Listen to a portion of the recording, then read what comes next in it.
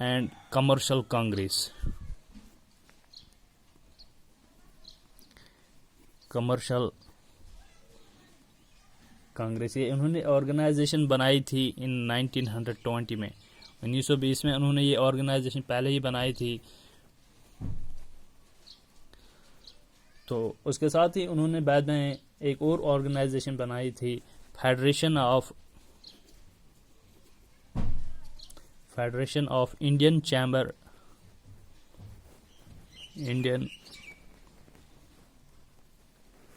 Of commerce and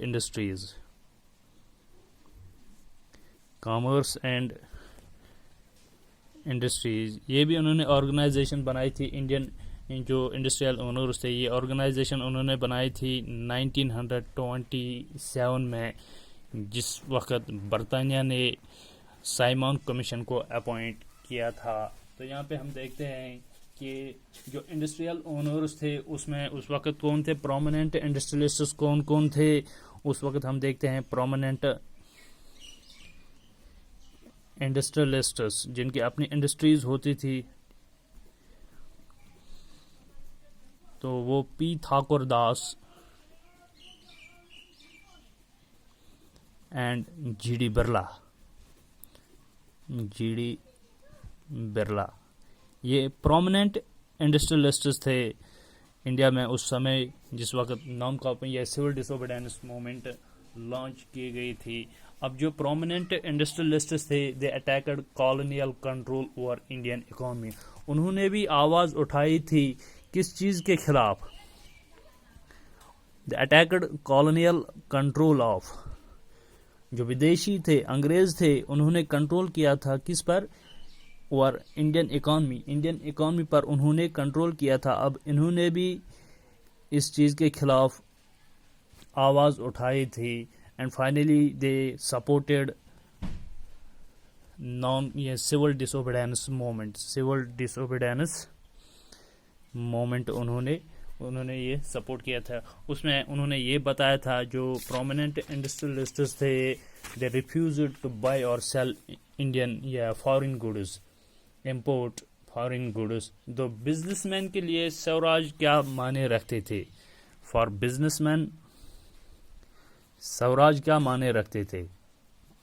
businessman की तरफ हम जब देखते हैं, जो स्वराज था, इंडिपेंडेंस था, ये क्या माने रखते थे इनके सामने।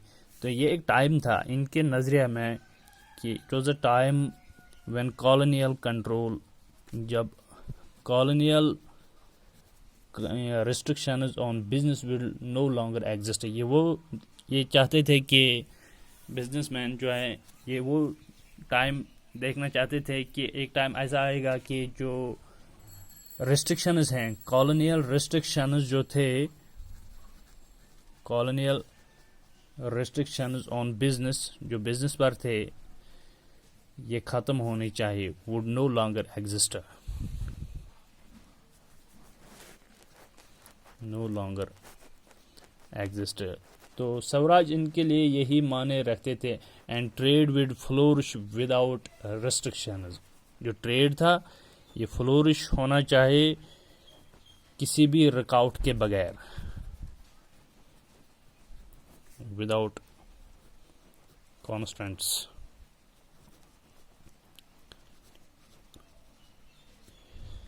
तो लेकिन यहाँ पे हम देखते हैं ये भी डिसअपॉइंट हुए थे जो बिजनेसमैन थे या इंडस्ट्रियल ओनर्स थे, जब गांधी ने मूवमेंट को विड्रॉ किया था 1930 में, डिसअपॉइंटेड।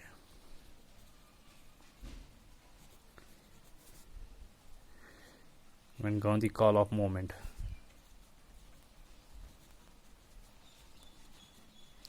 कॉल ऑफ मूवमेंट 1931 में गांधी ने मूवमेंट बंद की थी, जिस वक्त आयरविन पैक्ट साइन हुआ था 1931 में।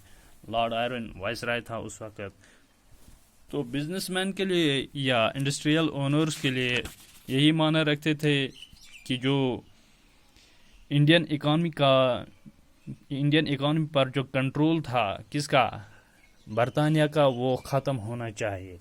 तो यहाँ पे हम देखते हैं उनका नज़रिया यही था। इसके बाद हम देखते हैं फोर्थ ग्रुप जो था that joined the industrial that joined the civil disobedience movement, that was industrial workers.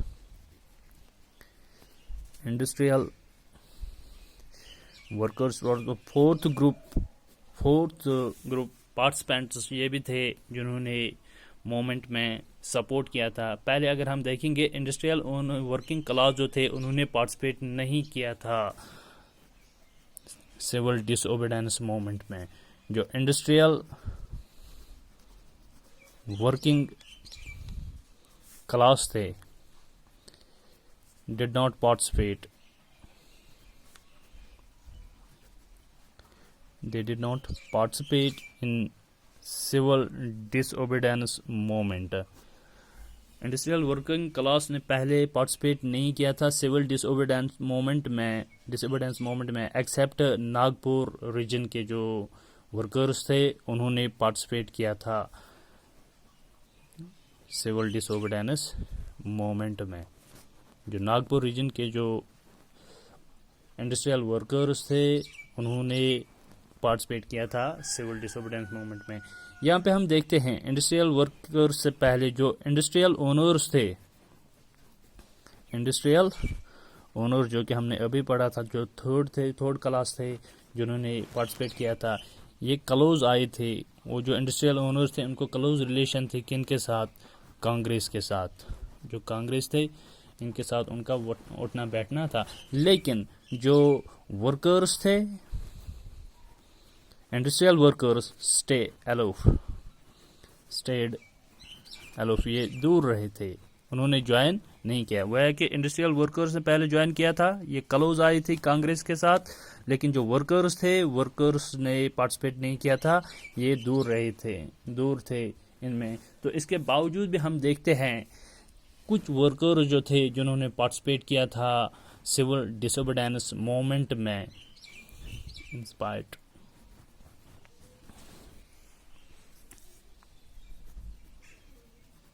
कुछ वर्कर्स पार्टिसिपेटेड, उन्होंने पार्टिसिपेट किया था किसमें? सिविल डिसओबीडियंस मूवमेंट में। अब इनका नजरिया क्या था, उन्होंने पार्टिसिपेट क्यों किया था इस सिविल डिसओबीडियंस मूवमेंट में?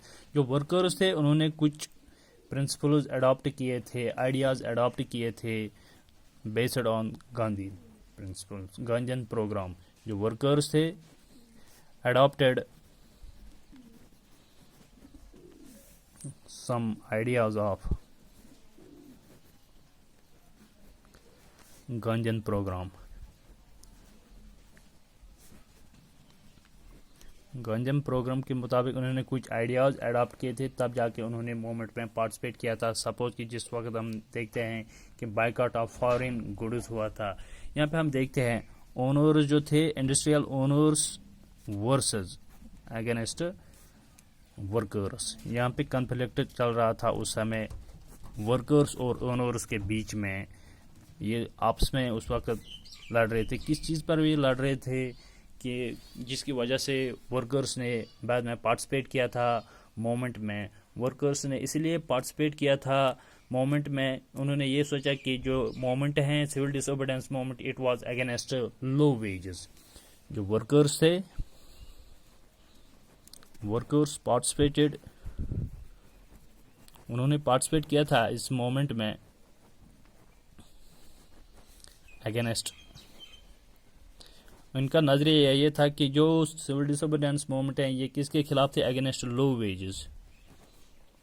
इनके जो तनख्वाह होते थे, वेजेस होते थे, वो कम होते थे और पुअर वर्किंग कंडीशंस होते थे, और जो वर्किंग कंडीशंस होते थे वो ठीक नहीं होती थी, तो वर्किंग कंडीशंस होती थी। इसके खिलाफ उन्होंने बाद में स्ट्राइक्स किए थे, सिविल डिसोबीडियंस मूवमेंट्स में उन्होंने पार्टिसिपेट किया था। अब जो वर्कर्स हैं वेंट ऑन स्ट्राइक।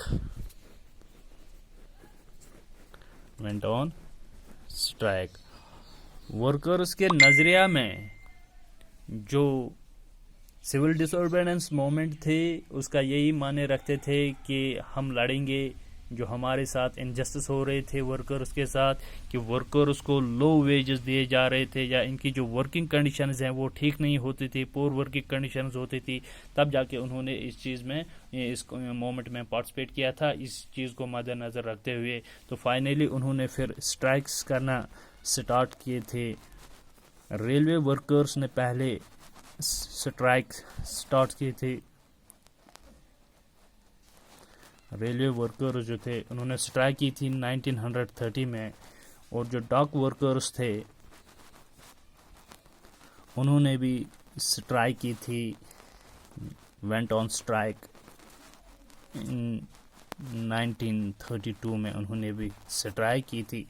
इनका मकसद यही था कि जो इंडस्ट्रियल ओनर्स जो हैं वो हमें कम वेजेस देते थे, लो वेजेस देते थे, तब जाके उन्होंने इस मोमेंट में पार्टिसिपेट की थी। उन्होंने इसी नज़रिया से मोमेंट को देखा था कि जो आज हम मोमेंट में पार्टिसिपेट करेंगे तो कल जो है वर्कर, ये इंडस्ट्रियल ओनर जो हैं ये हमारे वेजेस इंक्रीज करेंगे। उनका नज़रिया यही था regarding the civil disobedience moment. हम भी इस वक्त मोमेंट में पार्टिसिपेट करेंगे तो कल हमारी जो वेजेस हैं ये इंक्रीज किया जाएगा। इसके बाद जो है फिफ्थ ग्रुप जो पार्टिसिपेंट्स थे जिन्होंने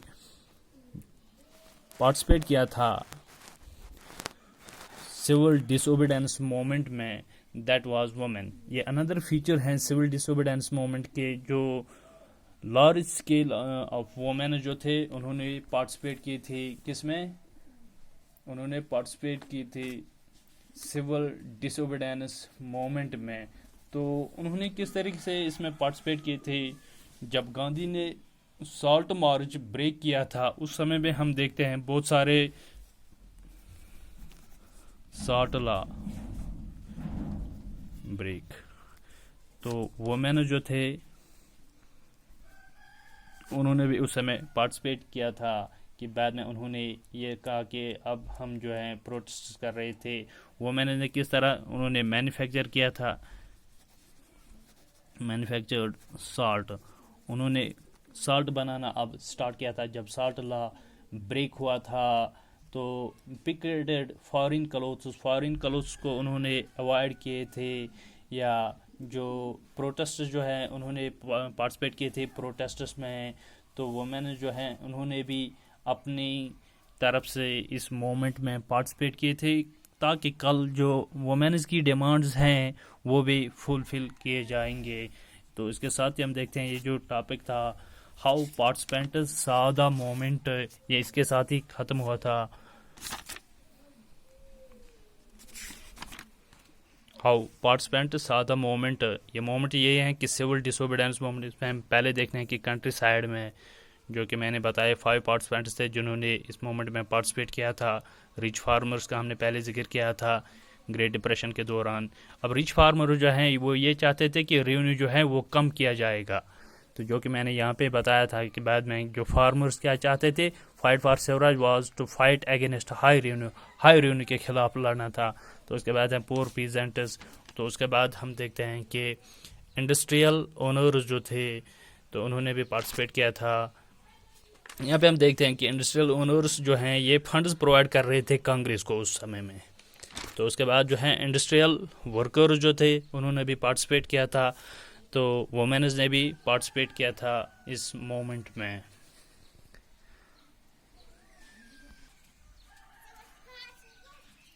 अब इस जो वीडियो मैंने बनाया था, अब इसको ये 37 मिनट्स का हुआ है, वीडियो भी लेंथ है। अब इसकी इमेज जो है क्वालिटी शायद 2-3 GB बना होगा। अब इसको कंप्रेस करना है। तो बाय द वे अगर इसमें कुछ वर्कआउट या प्रॉब्लम्स आ गए कंप्रेस करने के बाद, तो तब मुझे आप लोग मेल कर सकते हो मलिक सलीम 93617@gmail.com।